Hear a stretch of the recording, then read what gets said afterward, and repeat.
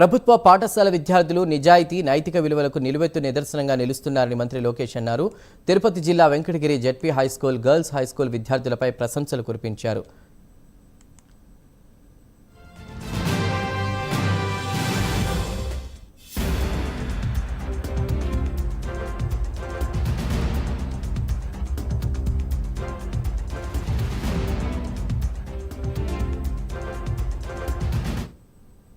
ఇక స్కూల్ విడిచిపెట్టగా Venkatagiri SBI bank వద్ద మనవరం బస్సు కోసం నిరీక్షిస్తున్న కొత్తపల్లి కుంటకు చెందినటువంటి 8వ తరగతి విద్యార్థులకు ఓ పర్స్ కనిపించింది. పర్స్ తీసి చూడగా బంగారం, నగదు ఉండడంతో అమ్మాయిలంతా కలిసి పిఎస్కు వెళ్లి పోలీసులకు అందజేశారు.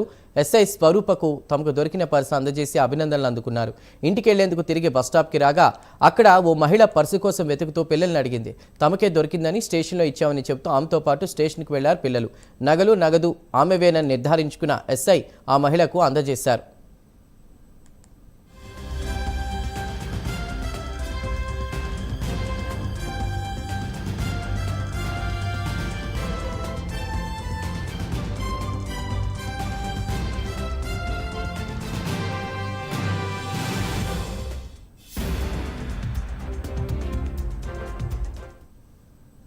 దీంతో నారా లోకేష్ ఎక్స్ వేదికగా అభినందించారు. నిజాయితీ నైతిక విలువలకు తమ ప్రభుత్వ పాఠశాల విద్యార్థులు నిలువెత్తు నిదర్శనంగా నిలుస్తున్నారని అన్నారు.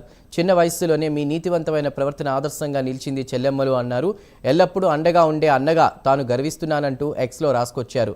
మీ నిజాయితీ మన విద్యాశాఖ గౌరవాన్ని మరింత ఇనుమడింపజేసిందని అంటూ కూడా హృదయపూర్వక అభినందనలు తెలిపారు నారా లోకేష్.